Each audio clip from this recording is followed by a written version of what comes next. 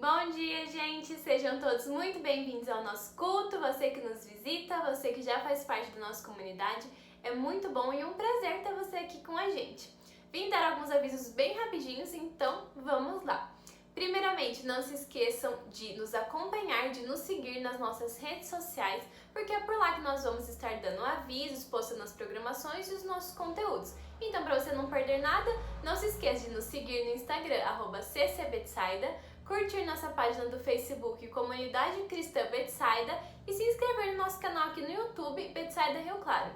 Também não se esqueça de deixar o seu joinha nos nossos vídeos, compartilhar com seus amigos, familiares para que o nosso canal aqui cresça, ativar o sininho de notificação, que aí você vai receber uma notificação toda vez que for postado um novo vídeo aqui no canal e você não vai perder nada, tá bom? Lembrando também que durante o nosso tempo de louvor fica aparecendo no cantinho da tela um QR Code que você pode acessar e ele vai te direcionar para um formulário onde você pode deixar algumas informações como nome, número de telefone, pedidos de oração ou alguma necessidade que você está passando. Tem um vídeo rapidinho sobre a nossa comunidade para você nos conhecer um pouquinho melhor e também os dados da nossa conta caso você queira fazer uma transferência de uma oferta ou do seu dízimo. Tá bom? Um beijo, bom culto e Deus abençoe. Bom dia, queridos, na graça e na paz de Jesus.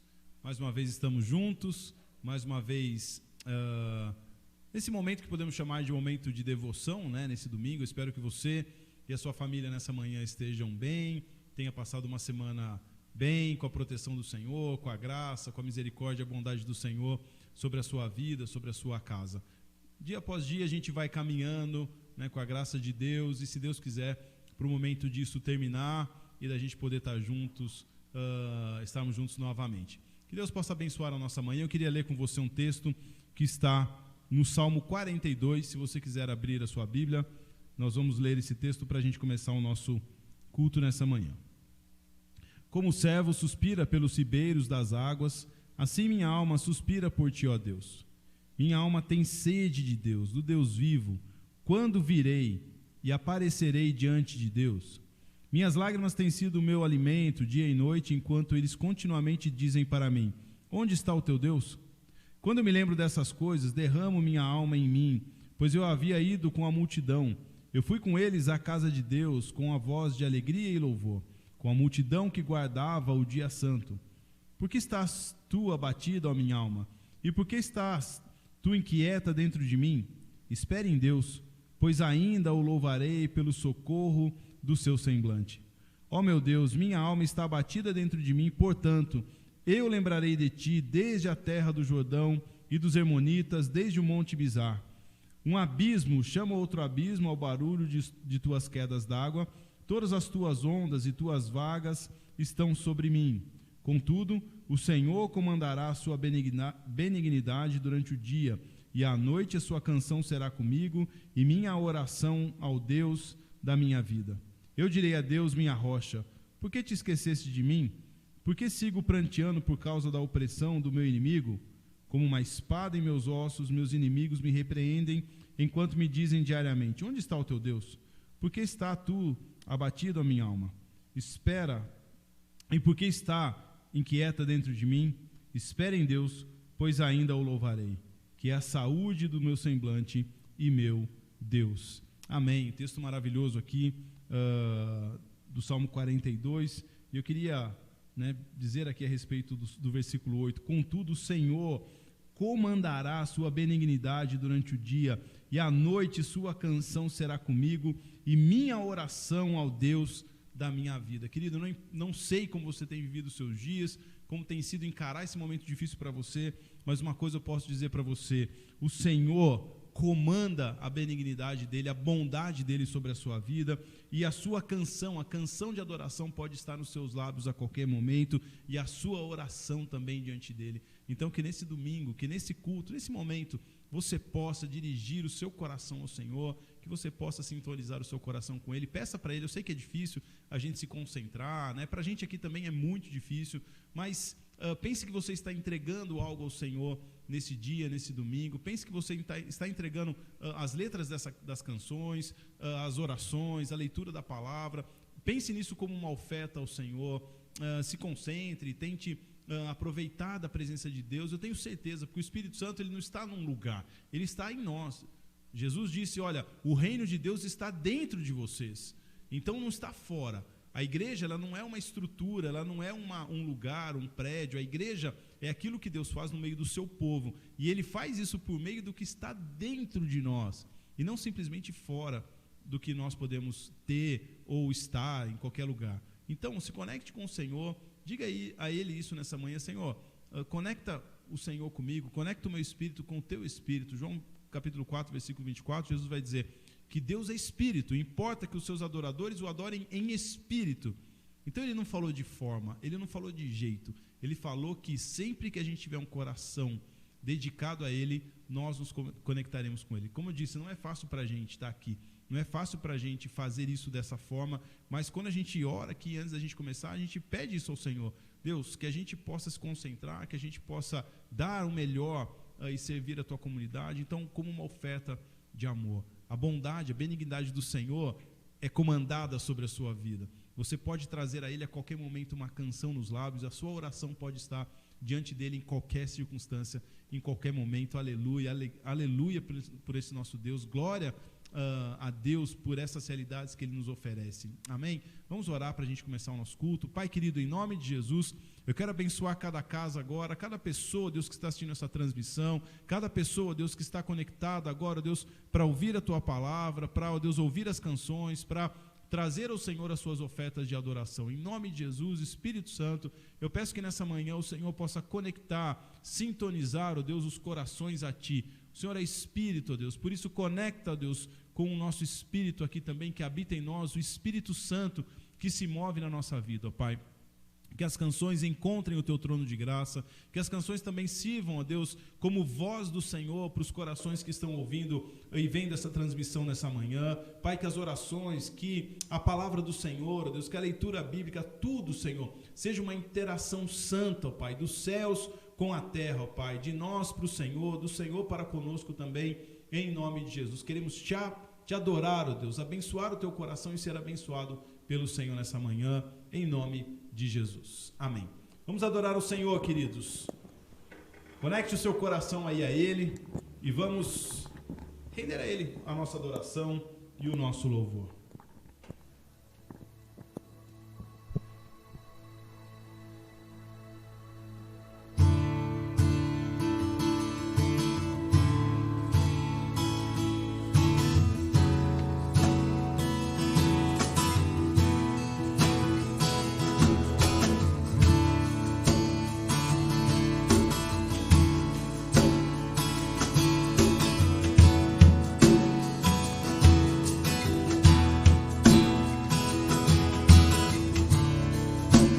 Todos necessitam de um amor perfeito, perdão e compaixão. Todos necessitam de graça e esperança, de um Deus que salva.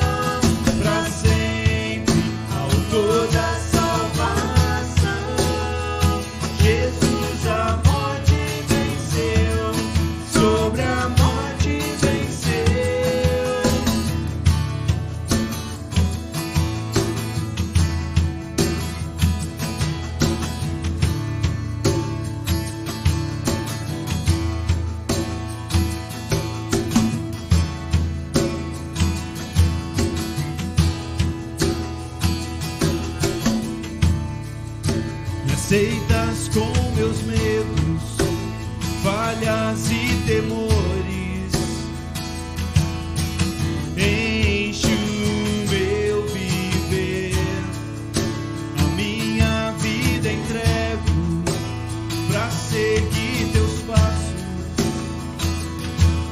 a Ti me rendo.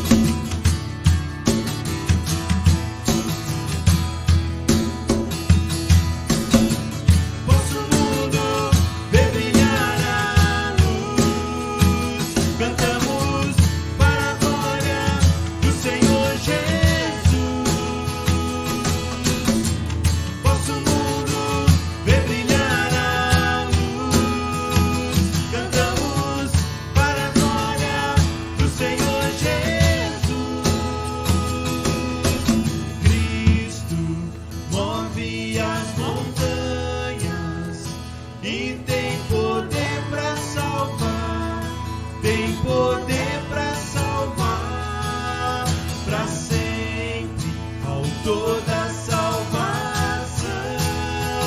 Jesus a morte venceu, sobre a morte venceu.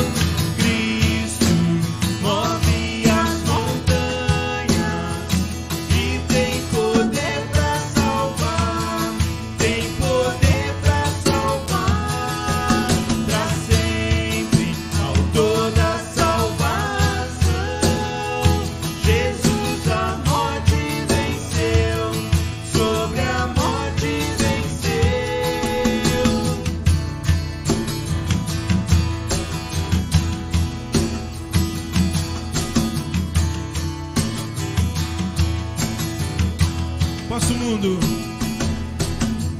Posso o mundo ver brilhar a luz. Cantamos para a glória do Senhor Jesus.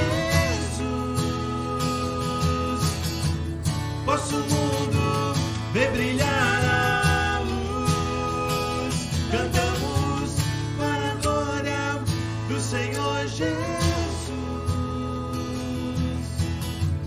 Para a tua glória cantamos nessa manhã, Senhor.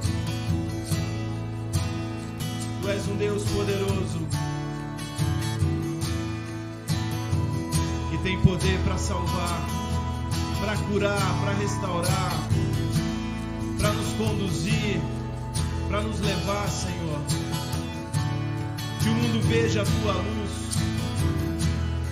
que o teu evangelho nesse domingo seja pregado, Senhor, aos quatro cantos da terra, Pai. Que o evangelho da boa notícia de Cristo seja a luz para as nações. Posso o mundo ver brilhar a luz. Cantamos para a glória do Senhor Jesus. Posso o mundo ver brilhar a luz. Cantamos para a glória do Senhor Jesus. Posso o mundo ver brilhar a luz. Cantamos para a glória do Senhor Jesus. Posso o mundo ver brilhar a luz. Cantamos para a glória do Senhor Jesus.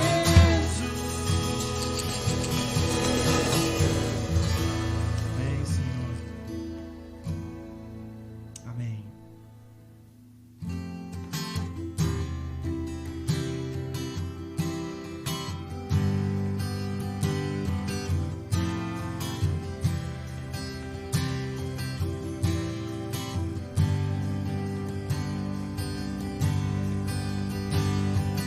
Jesus, com todo o coração, te ofereço esta canção. Outra razão não há, Senhor. Jesus, o teu amor achei como um tesouro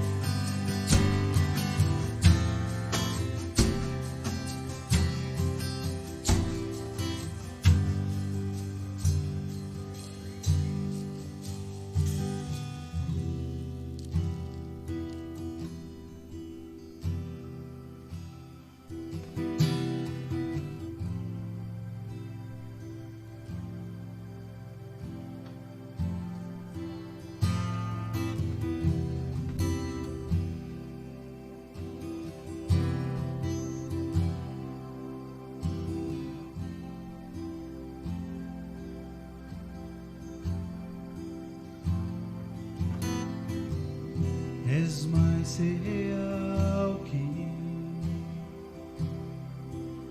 o chão que eu piso.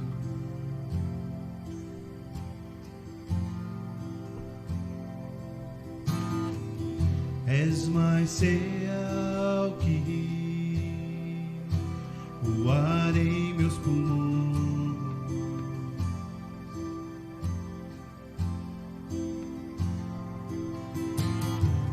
Teus pensamentos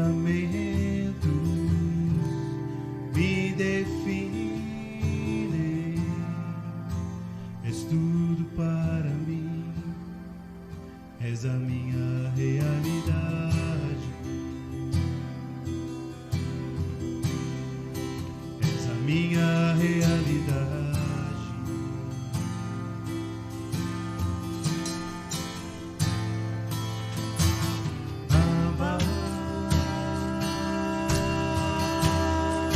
Eu pertenço a ti.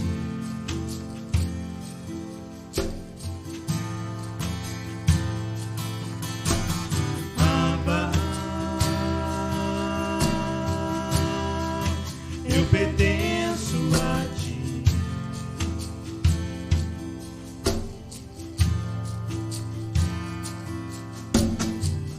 Estás mais perto que a canção em meus lábios.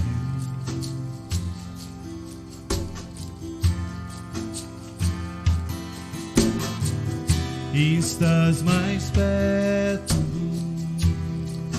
que a pele em meus ossos.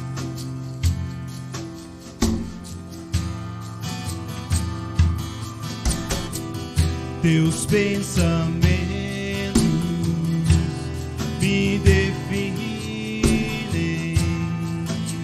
És tudo para mim.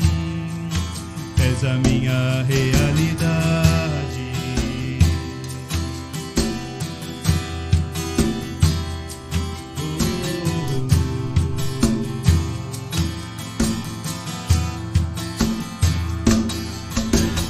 Abba, eu pertenço a ti.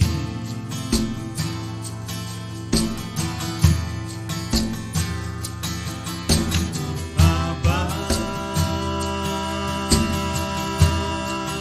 eu pertenço a ti. Abba, Pai. Abba, eu pertenço a ti.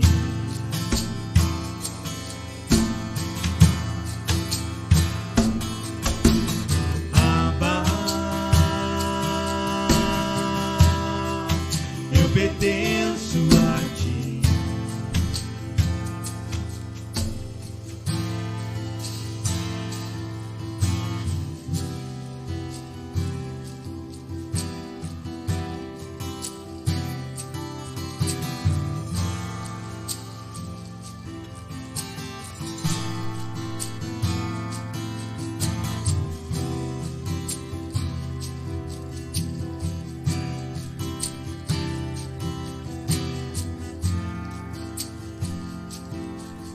Abba, Pai.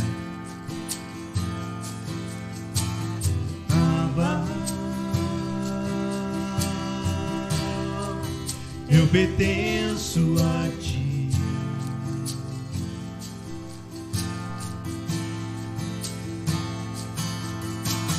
Abba, eu pertenço a ti. Você pode orar isso aí na sua casa nessa manhã. Diga a Ele: Abba,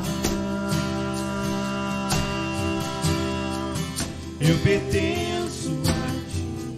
Aleluia. Abba, Abba, eu pertenço a ti.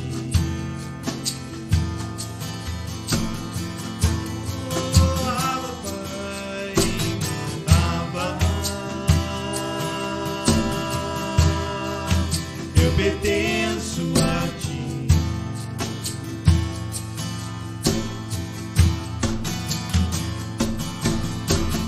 Abba,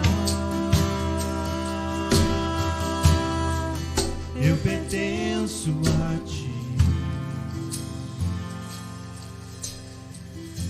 Obrigado, Deus. Recebe a nossa adoração nessa manhã, Deus. Tudo é teu, Pai. Tudo é teu. Tu és o Abba, Pai. Tu és tudo, Senhor. Tu és tudo para nós. A realidade. Amém.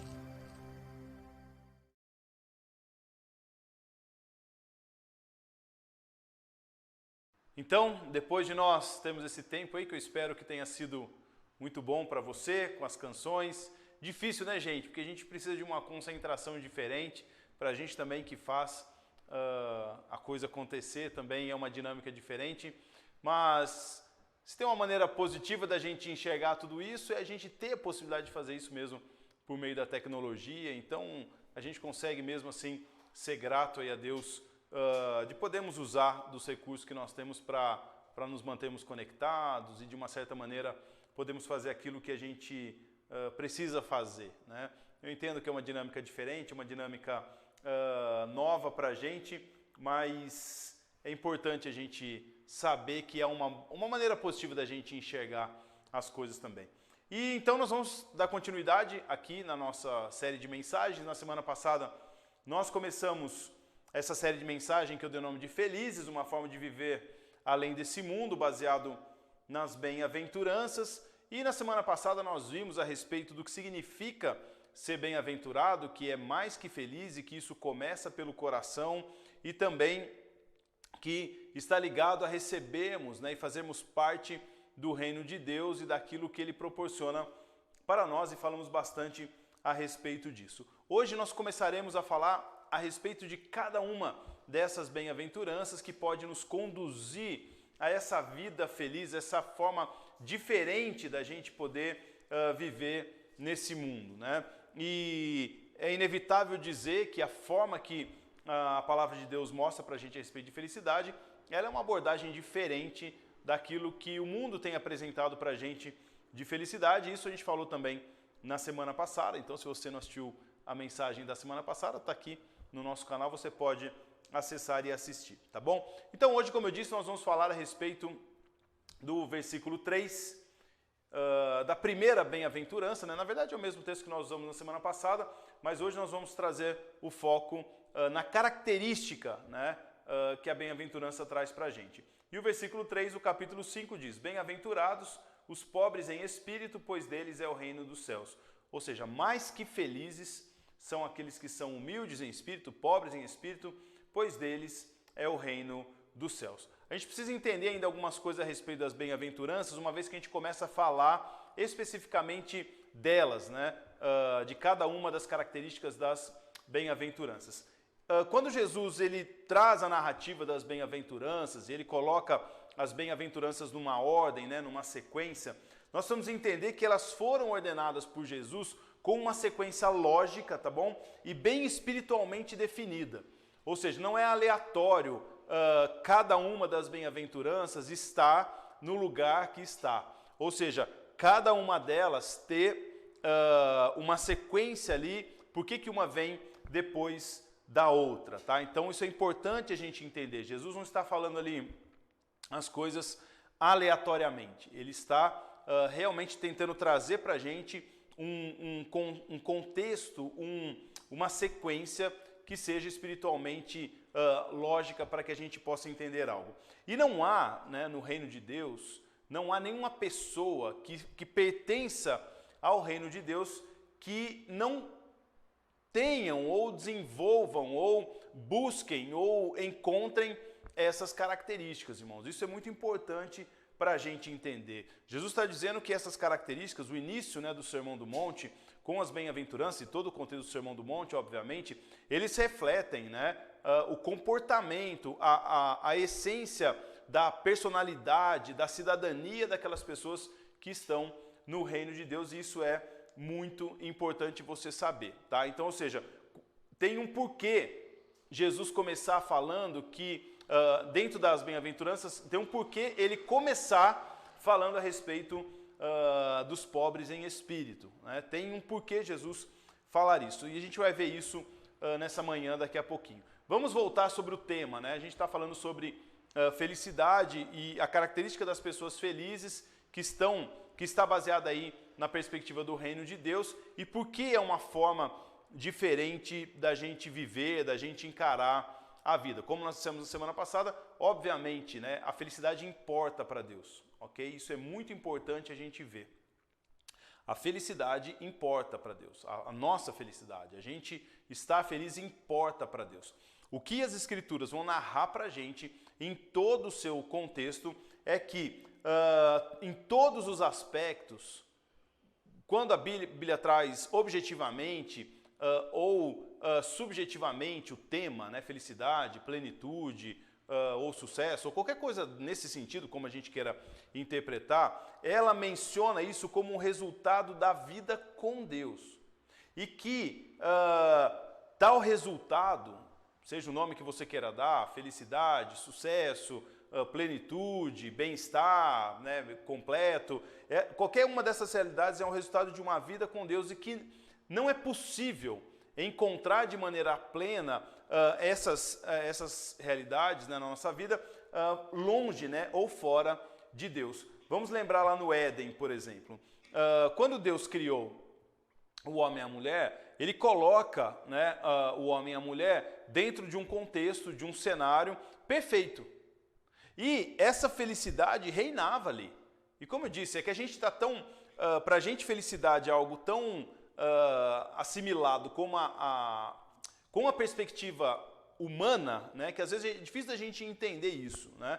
Mas quando Deus cria o homem e a mulher, ele coloca o homem e a mulher no jardim, aquele era um cenário de um mundo perfeitamente feliz, um mundo completamente pleno de felicidade, completamente pleno de felicidade.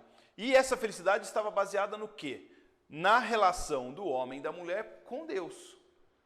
Então, o que, na verdade, trouxe uma perspectiva diferente de felicidade foi quando o homem se afastou de Deus.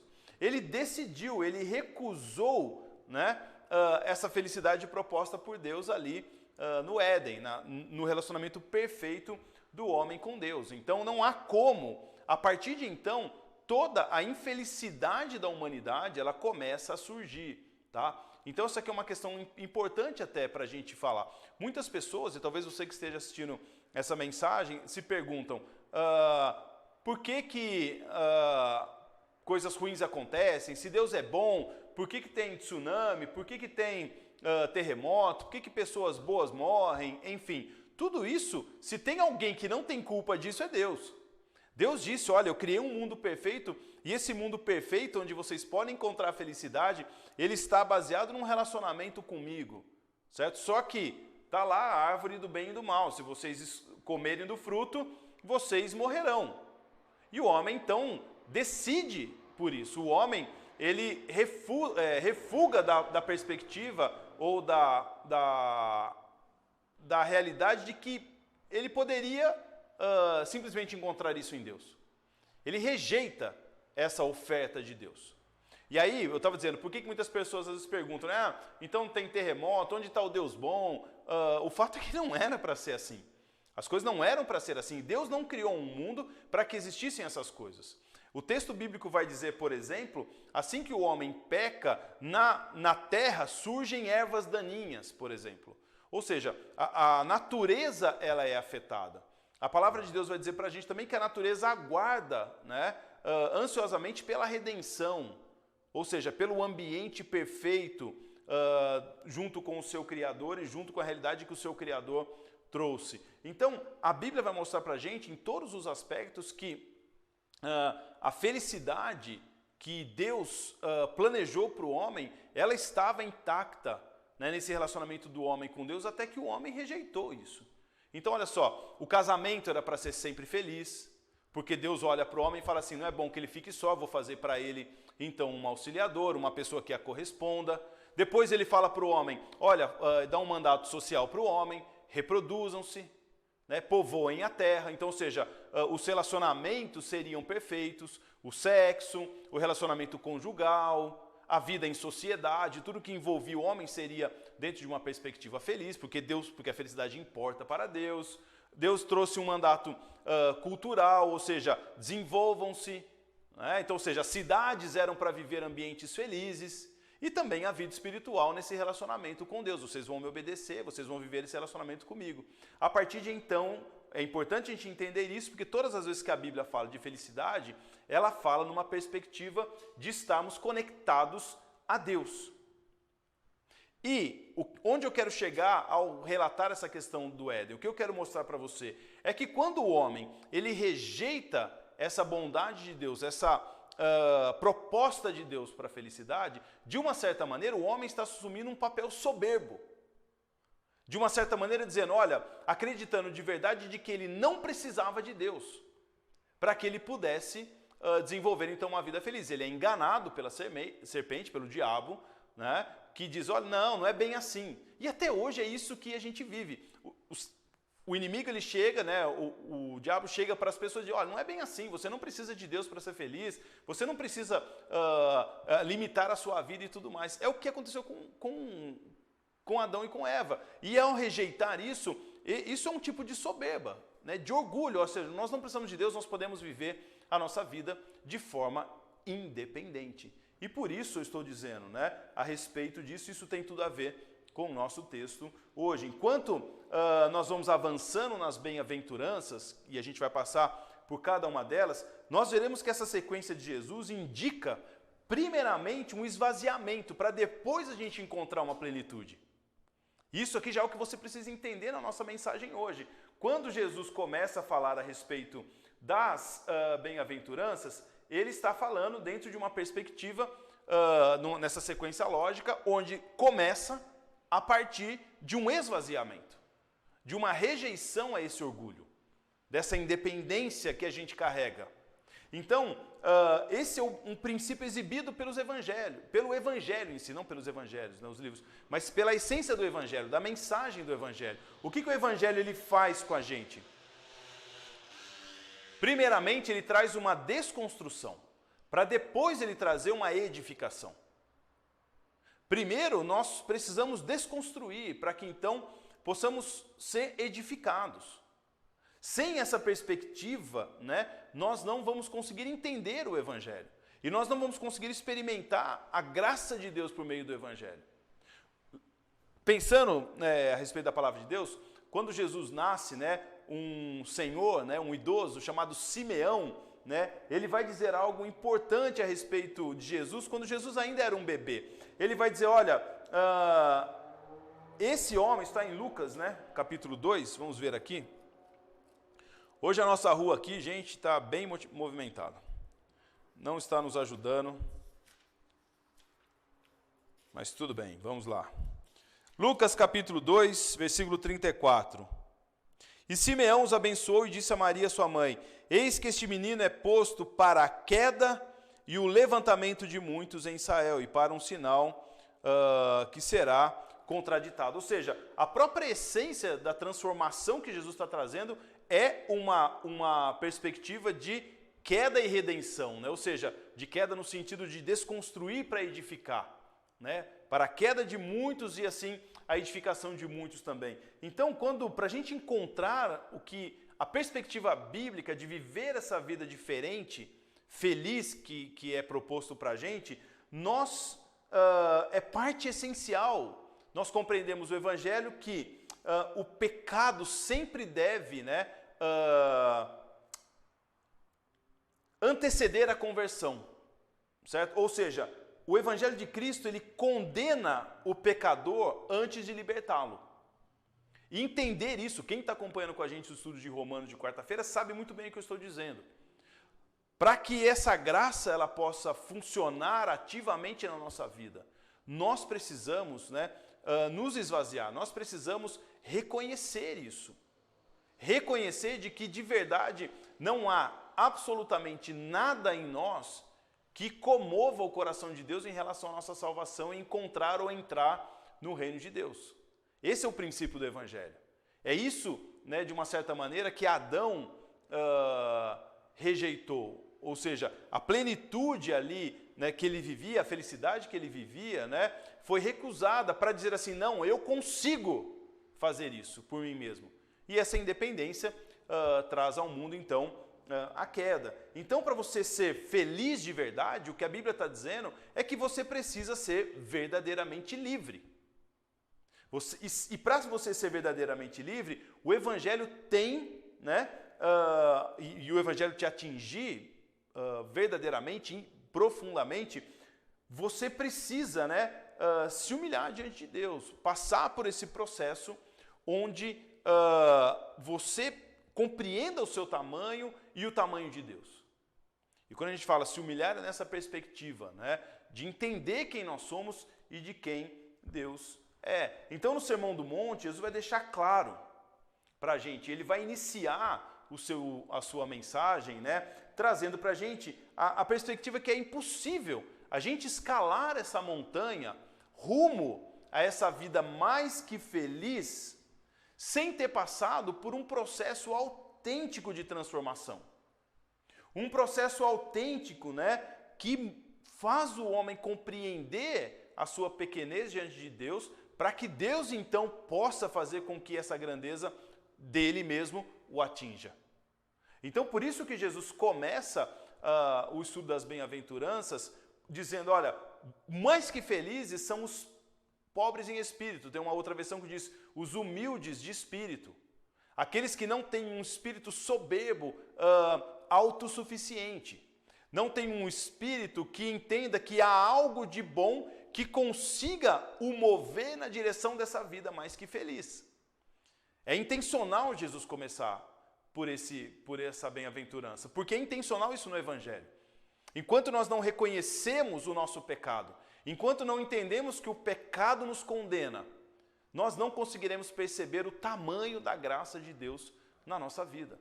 Romanos vai dizer isso pra gente, Romanos capítulo 3, versículo 20 vai dizer, olha, todos pecaram, todos precisam entender que nenhuma boa obra fará com que alcance a salvação. Ou seja, quando Paulo diz isso, ele não está falando de coisas que a gente faz, ele está dizendo numa perspectiva de que eu ter o orgulho de que há algo em mim de bom que possa me fazer experimentar essa vida plena que Jesus oferece e que o Evangelho oferece. Então, é intencional Jesus começar nas bem-aventuranças pelo pobres em espírito, humildes de espírito. Porque para a gente ser edificado, para a gente escalar essa montanha, para encontrar a felicidade, essa vida mais que feliz que ele propõe no reino de Deus, nós precisamos passar por um processo que faça-nos olhar para a gente, para essa experiência autêntica, essa transformação autêntica que começa nos fazendo reconhecer o quanto somos carentes da graça de Deus e sem ela não atingiremos essa vida feliz. Então, quando a gente pensa, por exemplo, nisso, a gente tem que fazer uma relação do que o mundo mostra para a gente a respeito de felicidade e qual que é essa proposta do reino. E ela é evidente. Semana passada, vamos lembrar o que eu disse semana passada, cristãos e não cristãos, eles são diferentes tanto em essência quanto em cidadania. Lembra que eu disse isso? Eles são diferentes tanto naquilo que carregam consigo na vida, no seu interior, mas também são diferentes no que diz respeito a pertencimento a reinos diferentes. E isso é uma diferença essencial que as Escrituras trazem para a gente. É uma diferença fundamental que a Bíblia apresenta para a gente. Nós não apenas somos diferentes dos não cristãos, daqueles que não conhecem a vida e não receberam essa vida de Cristo, não somos diferentes apenas nessa transformação que aconteceu, nessa essência, mas no reino que nós pertencemos. E aí não tem como a gente não entender que, dependendo do mundo que a gente está, do reino que a gente está, nós vamos buscar as coisas diferentes. E eu espero que você entenda muito bem isso que eu estou dizendo para você. Aquilo que nós buscamos está totalmente ligado ao reino que nós pertencemos. Isso é fundamental a gente entender. Isso mostra o fundamento de como as coisas são buscadas. E o pensamento de sucesso no mundo, ele passa por algumas realidades que são, de uma certa maneira, contrárias àquilo que o Evangelho propõe para a gente. E aqui eu quero explicar bem para você entender, né, o que eu quero dizer. Quando a gente olha para a felicidade no mundo, o que significa ser vencedor no mundo, né, ele passa por algumas características como, né, autodependência, autoconfiança, certo? Autoexpressão. Então, quando você olha para o mundo e entende a perspectiva de um vencedor, é aquela pessoa que acredita em si mesmo, ok? É aquela pessoa que dá a impressão e que te passa um senso de confiança, de segurança, certo? Agora, parênteses, tem alguma coisa errada nisso? Não, muito pelo contrário, ok? Não há nenhum problema em você, na verdade, acho que você deve desenvolver isso na sua vida, né? Autoconfiança, né? Acreditar nos dons e talentos que você tem, acreditar que você pode ser um bom profissional, acreditar que você pode atingir resultados na sua vida. Você deve, para que você possa viver uma vida relevante, isso faz parte de você. Não é essencialmente isso que eu estou dizendo. Eu quero dizer que no mundo a perspectiva de sucesso e de felicidade passa necessariamente por essas coisas, ok? Só que essas coisas são levadas para toda a busca, em todas as áreas da vida, inclusive a área espiritual, certo? E aí tem-se, né, no fim, os fundamentos dessa crença levam a humanidade, então, a imaginar que essa felicidade plena pode ser encontrada pelos próprios esforços, ok? Então você está entendendo o que eu quero dizer. Não há algum problema em você ser autoconfiante, em você ter uma boa expressão e passar segurança? Não, obviamente que não. O problema passa a ser quando isso se torna, ok, a essência e acreditarmos de que por causa desse esforço nós poderemos experimentar uma vida plena. E de uma certa maneira, por que isso contradiz ou vai na contramão do que o Evangelho nos diz? Porque o Evangelho diz para a gente que só há um Salvador. E só há uma maneira de nós encontrarmos uma vida plena, que é por meio de Jesus Cristo. E nenhum tipo de esforço pode nos conduzir a isso. Só que o pensamento da sociedade diz para você, olha, você precisa ir atrás disso, a felicidade depende de você. Essas são as coisas que a gente ouve, né? Só que também não está funcionando, certo? Não está funcionando. Se tivesse funcionando essa autopromoção humana, se estivesse, vamos pensar e raciocinar isso filosoficamente, inclusive, se essa perspectiva de vida, esse pensamento e essa mentalidade estivesse funcionando, nós talvez não teríamos tantas coisas que nós temos visto. Tantas desgraças, tantas mazelas, tantos problemas, certo? Então, apesar do discurso ser bom, o resultado não combina. As pessoas estão cada vez mais ansiosas, as pessoas estão cada vez mais estressadas, as pessoas estão cada vez mais depressivas. Então, alguma coisa não está funcionando nessa maneira humana de achar e acreditar que pode encontrar uma vida plena pelos seus próprios esforços, simplesmente colocando em prática autoconfiança, autodeterminação, autopromoção, autodependência. E isso parece tão óbvio. Mas nós, que temos o Espírito de Deus, precisamos entender que essas são coisas boas e que Deus muitas vezes nos dá para que a gente possa viver a nossa vida. Nós precisamos entender que nem de acordo com o reino que nós vivemos, nós vamos buscar isso em fontes diferentes. No mundo, a felicidade é buscada a partir da fonte de si mesmo, ao passo que Jesus vai dizer que no reino de Deus ela é buscada na fonte que é Jesus. E isso começa justamente anulando essa autopromoção, essa autodependência. Bem-aventurados, mais que felizes, os que são humildes de espírito, aqueles que rejeitaram o orgulho de achar que o esforço próprio pode fazer com que conquistem alguma coisa. Eu acho isso fantástico. Uma diferença básica, clara, o reino que você está é o tipo de busca que você vai ter e você vai fazer. Se você está no reino de Deus, você pode ser autoconfiante, você pode ser determinado na sua vida, você pode desenvolver segurança e uma boa expressão de si mesmo, mas a fonte de tudo que você busca e o que você busca está em Deus. E você simplesmente usa essas coisas para aumentar essa perspectiva de tê-las em Jesus. Ao passo que no outro reino, você depende disso por você mesmo. E você acredita que isso pode te conduzir a alguma coisa. Só que está falhando. Não está dando certo e não está dando certo há muito tempo. Ao passo que aqui, ao colocar e viver a minha vida, eu entendo que a fonte disso só pode ser encontrada em Jesus. Então a forma que eu busco as coisas é diferente. E o que eu encontro necessariamente deveria ser diferente. Então Jesus começa o Sermão do Monte dizendo, olha, mais que felizes aqueles que anulam o seu esforço próprio, o seu próprio orgulho, a sua própria crença de que por si mesmo pode encontrar essa vida mais que feliz. Jesus está falando para uma multidão e ele começa dizendo, olha, não pense que tem alguma coisa boa em você. Mais que felizes são aqueles que são humildes de espírito, que reconhecem que em si não há nada que possa fazer encontrar essa vida mais que feliz. Mais que felizes são essas pessoas, porque elas encontrarão a felicidade no próprio reino de Deus. Elas receberão o reino de Deus. Eu acho isso maravilhoso. Eu acho essa mensagem tremenda. Porque, de acordo com o reino que nós estamos, a felicidade será experimentada e será buscada de uma forma. Querido, se você tem dado com os burros na água sempre, parece que sempre te falta alguma coisa, parece sempre que algo você tem que buscar, talvez você esteja se movendo no universo errado. E você precisa urgentemente retornar.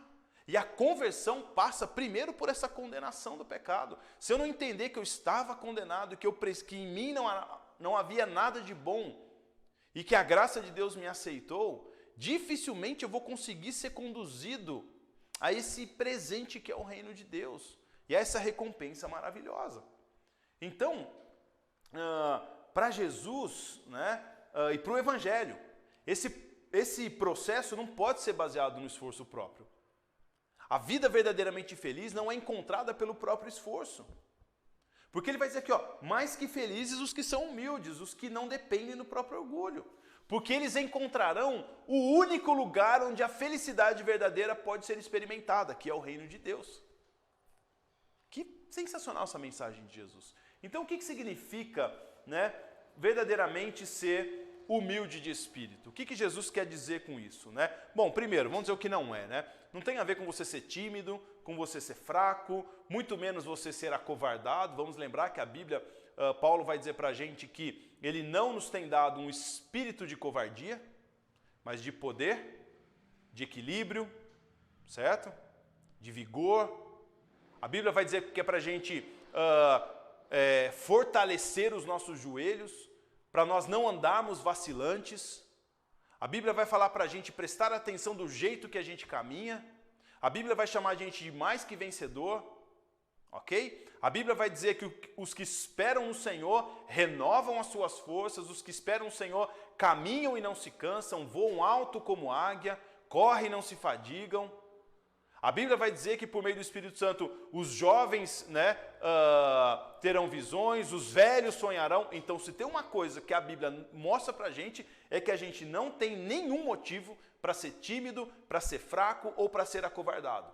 Então, ser humilde de espírito não tem absolutamente nada a ver com isso. Outra coisa, ser humilde de espírito não é você viver uma falsa humildade. Eu não valho nada, ninguém dá bola para mim, a Bíblia mandou a gente ser humilde de espírito, eu sou humilde de espírito, eu não quero... Não tem nada a ver com uma falsa humildade, tá? Quando a gente fala de ser humilde de espírito, a gente não está... isso não exige que a gente faça uma supressão da nossa personalidade, certo? Que a gente esconda quem nós somos ou qualquer coisa dessa maneira. Ser humilde de espírito é algo que vai além, tá? Significa verdadeiramente uma transformação no âmbito do espírito, ok? E vamos lembrar, tudo que a Bíblia fala de transformação, ela fala de dentro para fora e não de fora para dentro. Jesus vai dizer, o que está no interior do homem é que faz com que ele cometa coisas horríveis fora. Não há nada de fora, né, que faça isso.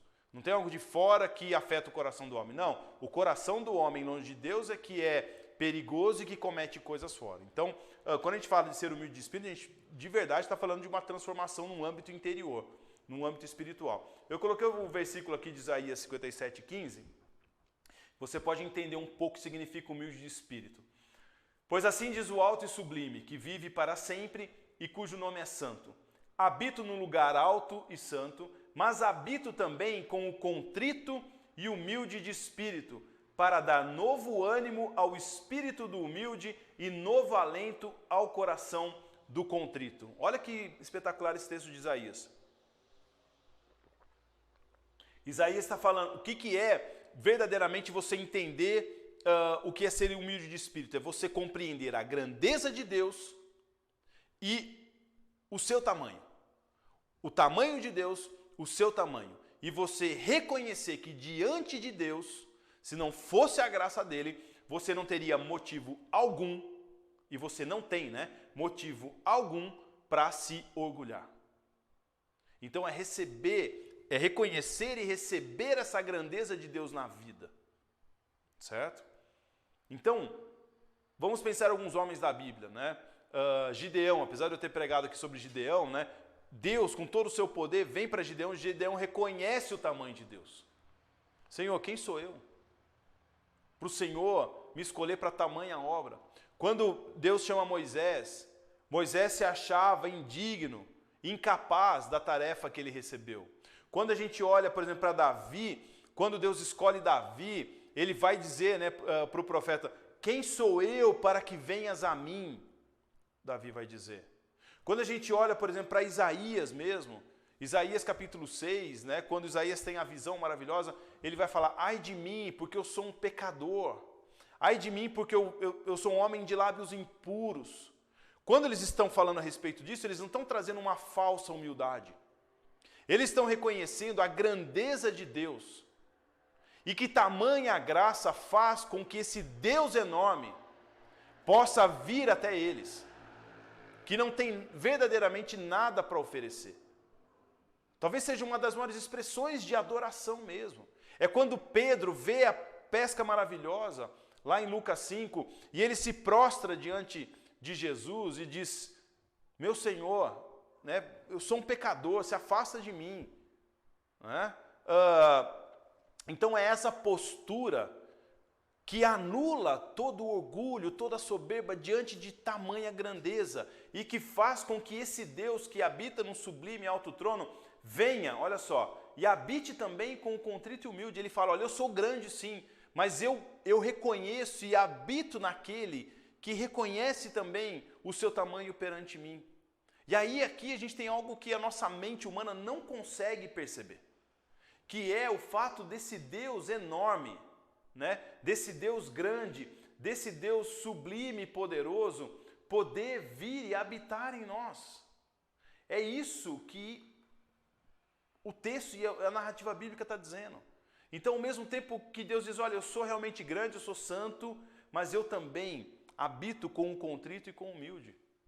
Então, quando a gente fala, né, é isso que significa, então, essa atitude de ser humilde de espírito, é reconhecer o tamanho de Deus e o nosso, e se colocar numa posição para ser transformado por Ele.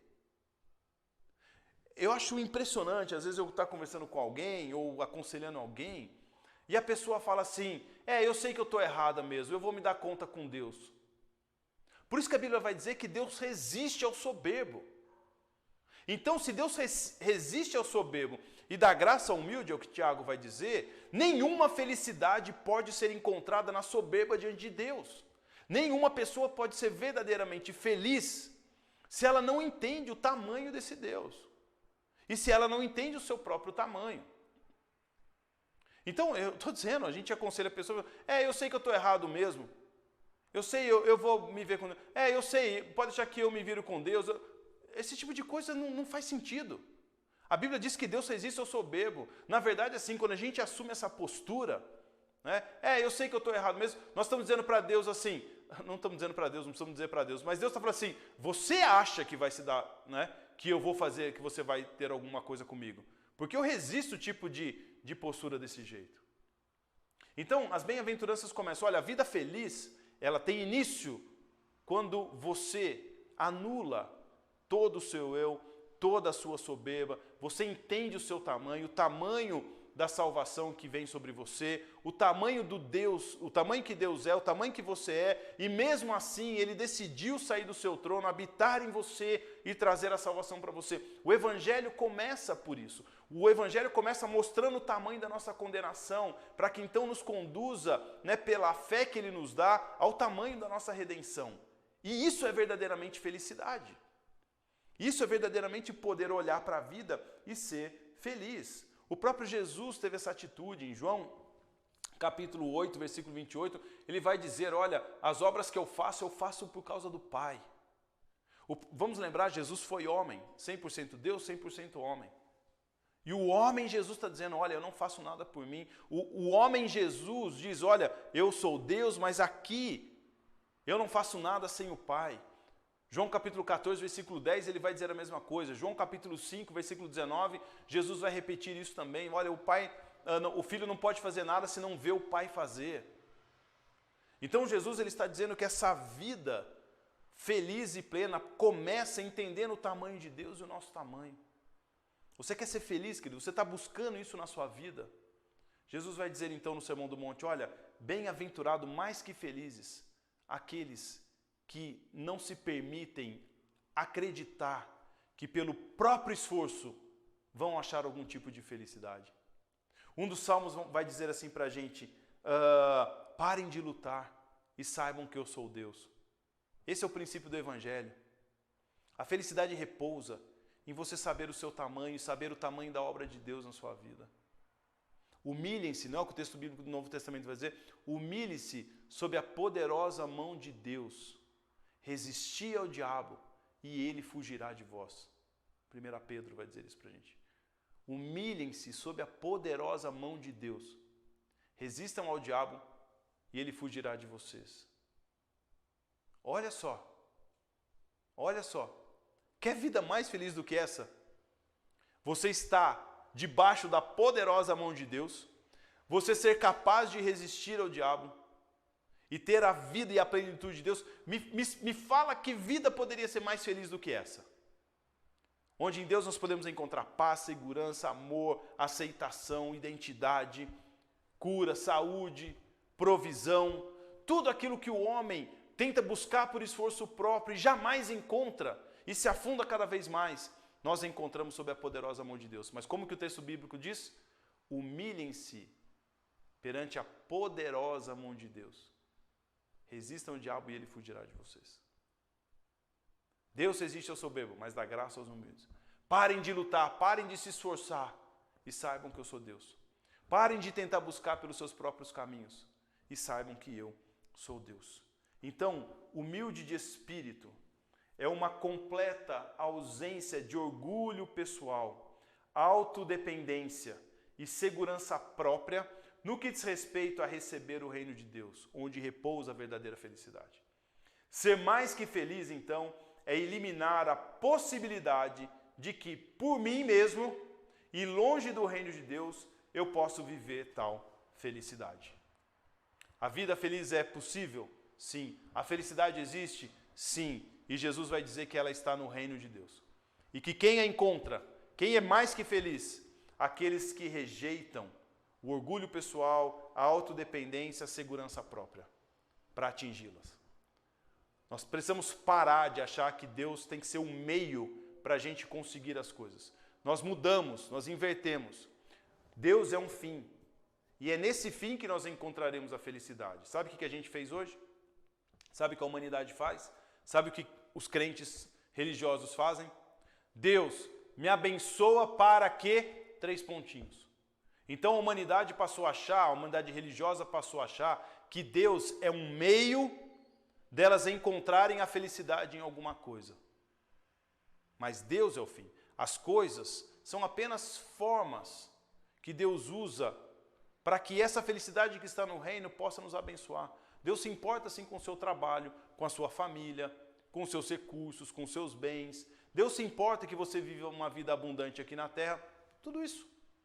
Mas essas coisas boas e boas a qualquer tempo só podem ser encontradas quando você está dentro da esfera do reino de Deus, porque a sua busca tem a ver com as coisas do reino de Deus.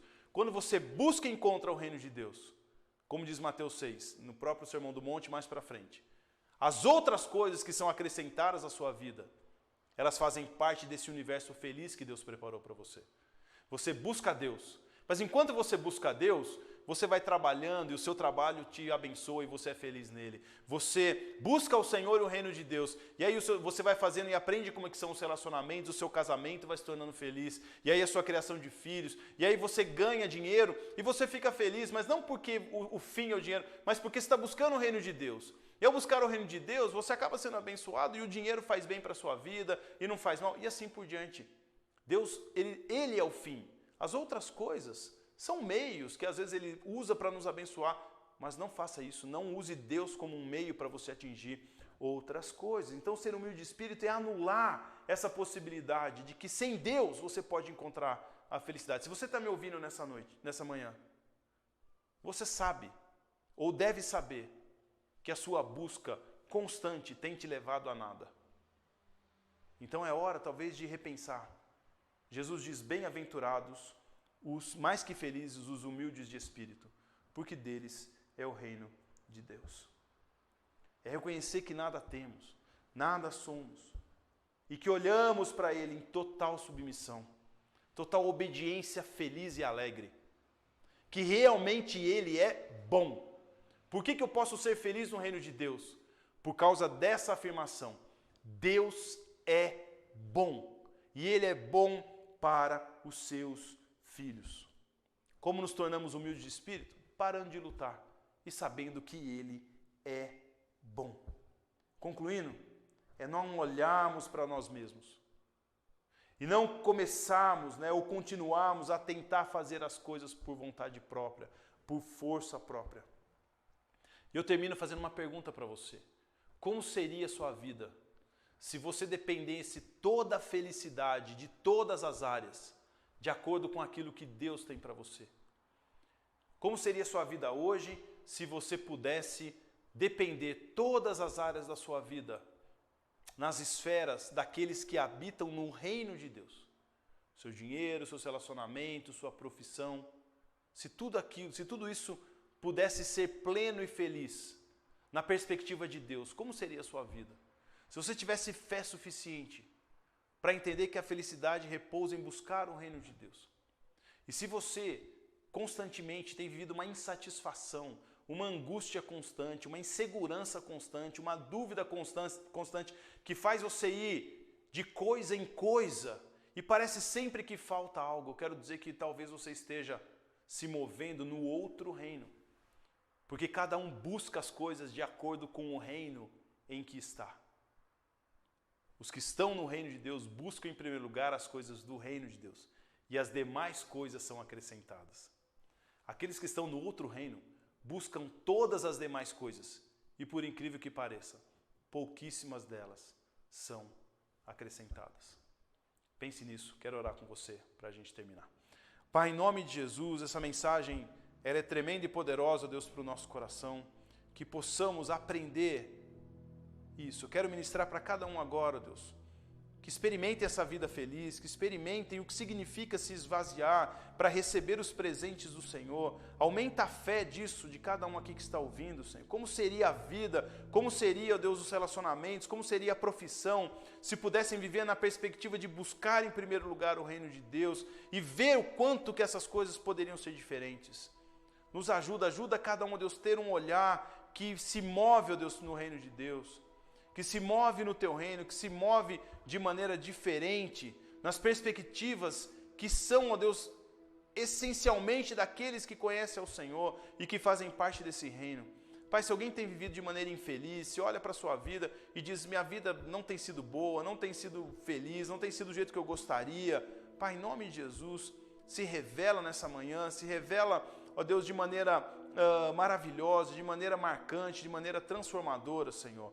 Em nome de Jesus, queremos caminhar e queremos sim experimentar contigo essa vida plena. Nos ajude a sermos humildes de espírito, para receber tudo que o Senhor tem para nós. Nos perdoe todas as vezes que colocamos a nossa soberba, a nossa arrogância diante do Senhor, quando achamos que algo em nós pode produzir qualquer realidade, ó Pai. Nos perdoe, nos mobilize, nos mova com Teu Espírito para o reino do Senhor, que nos faz buscar as coisas do reino de Deus, em nome de Jesus. Amém, amém.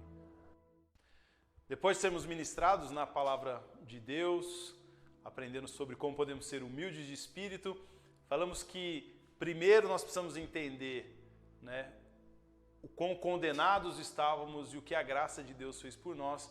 E hoje a mesa do Senhor, ela fala disso pra gente. Ela fala exatamente da gente, da condenação que nós tínhamos e que recaiu sobre Jesus.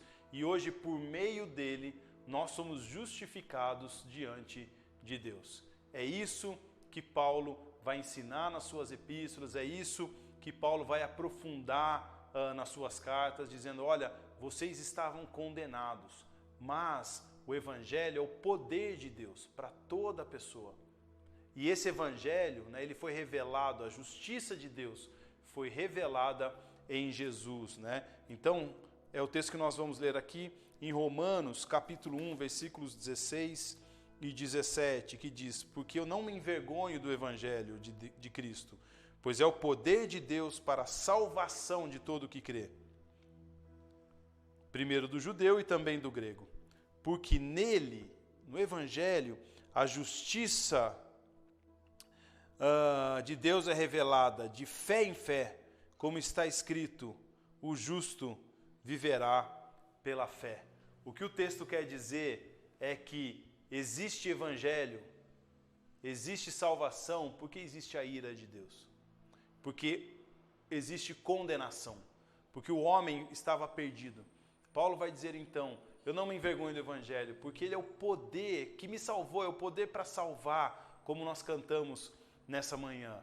Ele é o poder para salvar. E a justiça de Deus foi revelada em Jesus. Então, por meio de Jesus, da sua morte, da sua ressurreição, do seu corpo e do seu sangue, hoje nós podemos ser vistos por Deus como pessoas que são redimidas e justificadas. Então, nessa manhã, é isso que eu convido você.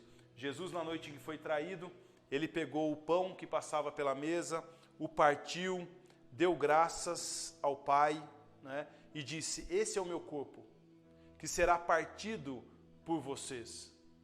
Da mesma maneira, ele pegou e tomou sobre si o cálice, né, que passava, o cálice de vinho que passava pela mesa, e disse, esse é o meu sangue, o sangue que vai ser derramado por vocês. Por meio dele, nós vamos fazer uma nova aliança. Façam isso, comam do pão, tomem do vinho, e sempre que vocês fizerem isso, façam em memória de mim, para se lembrar que vocês estavam condenados, mas que eu trouxe vida nova em Deus, e todo aquele que vier a mim, meu Pai o aceitará. Então que nessa manhã, parte de você ser humilde em espírito, seja você reconhecer tão grande salvação na sua vida, que vem por meio do pão e por meio do cálice, do corpo e do sangue de Jesus. Vamos orar. Pai, eu te louvo, Senhor, por esse momento, te agradeço, entregamos esse momento ao Senhor, e agora, Pai, nós fazemos isso em memória do Senhor, em gratidão, Deus, porque nós estávamos perdidos e condenados, mas pela fé que o Senhor nos trouxe, nós pudemos perceber a vida de Cristo, e por meio dele, por meio da sua morte, do seu corpo, do seu sangue, nós achamos e reencontramos o caminho para ti, nosso Deus. Pai, obrigado por esse tempo, obrigado pelo sangue do teu Filho vertido, pelo corpo do teu Filho partido por nós, que nos dá acesso, a Deus, pela fé ao Senhor. Tão grande salvação sobre a nossa vida. Pai, obrigado pela redenção, pela salvação em Cristo Jesus. Amém. Se você está com a sua família neste momento, você deve ter preparado aí a sua mesa, o pão e também o suco de uva, como você preparou aí. Você pode fazer isso junto com a sua família, lembrando então da salvação do nosso Deus que vem por meio do seu corpo e do seu sangue.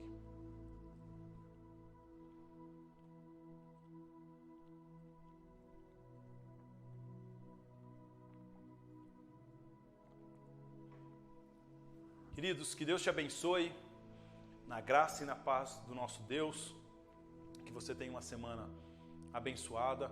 Como diz Jesus, né, num dos textos dos evangelhos, ele vai dizer: olha, espero tomar, né, a próxima vez, participar dessa ceia junto com vocês no reino do meu Pai. Jesus vai dizer. Então, cada vez que a gente toma a ceia do Senhor juntos, nós estamos mais perto de nos encontrarmos e tomarmos a ceia com Ele no seu reino. Que isso abençoe a sua semana, em nome de Jesus, na graça e na paz do nosso Deus. Boa semana.